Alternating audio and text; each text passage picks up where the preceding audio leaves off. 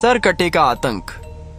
एक छोटे से गांव का से जिसका नाम था कतुलिस्तीवा। ये गांव के लोग बहुत खुशहाल जीवन जीते थे, लेकिन फिर एक दिन सब कुछ बदल गया। गांव में रात के समय अजीब घटनाएं होने लगी। पशु डर कर भागने लगे। धीरे धीरे गांव वालों को महसूस होने लगा कि कोई अनजानी परछाई अब गांव में मंडराने लगी है। एक रात गांव के उत्तर दिशा में बने एक घर से चीख की आवाज आई। लोग दौड़े, लेकिन जब वहां पहुंचे तो वहां केवल एक बच्चे की लाश मिली। उसके चेहरे पर भय की छाप थी, मानो वह मरते समय भी कुछ कहना चाहता हो। धीरे धीरे गांव में फैल गई एक भयानक अफवाह। एक सरकटा आदमी रात को गांव में आता है। वो हर रात किसी घर का दरवाजा खटखटाता है, और जो बच्चा बाहर आता है वह फिर कभी नहीं लौटता। लोग इसे अंधविश्वास मानकर नजरअंदाज करने लगे, लेकिन फिर एक और बच्चा मारा गया, फिर एक और। अब यह सिलसिला हर रात का बन गया। हर रात जैसे ही घड़ी 12 बजती, गांव में सन्नाटा फैल जाता। हर घर का दरवाजा बंद कर दिया जाता। ठक ठक ठक ठक कोई जोर जोर से किसी घर का दरवाजा पीटता। उसके बाद बस चीख सुनाई देती और फिर सन्नाटा। सुबह गांव के चौराहे पर एक और मासूम की लाश पड़ी होती। गांव वालों का धैर्य अब टूट चुका था। एक सुबह वे सब मिलकर पास के थाना पहुंचे। उन्होंने इंस्पेक्टर रवि सिंह को सब कुछ बताया। इंस्पेक्टर ने पहले इसे मजाक समझा। अरे भूत वूत कुछ नहीं होते, किसी सिरफिरे कातिल का काम होगा। गांव वालों ने बच्चों की तस्वीरें, घटनाओं का क्रम और सबूत दिखाए। इंस्पेक्टर थोड़ा गंभीर हुआ और कहा, ठीक है, आज रात मैं खुद गाँव में पहरा दूंगा। अगर सच में कुछ है तो सामने आएगा। रात करीब 12:15 पर इंस्पेक्टर रवि गांव पहुंचा। गांव शांत था, मगर आसमान में काले बादल थे। हवा चल रही थी और हर तरफ डर का माहौल। तभी ठक ठक ठक ठक एक कच्चे घर का दरवाजा जोर से पीटा गया। इंस्पेक्टर ने अपनी बंदूक उठाई। अचानक एक परछाई सामने आई। बिना सिर वाला आदमी उसका वह सीधे इंस्पेक्टर की ओर बढ़ा। रुक जा, नहीं तो गोली मार दूंगा। इंस्पेक्टर चिल्लाया। धाएं धाएं। गोलियां चली, लेकिन परछाई हवा में गायब हो गई। इंस्पेक्टर को कुछ समझ नहीं आया कि वो कहाँ गया। तभी पीछे से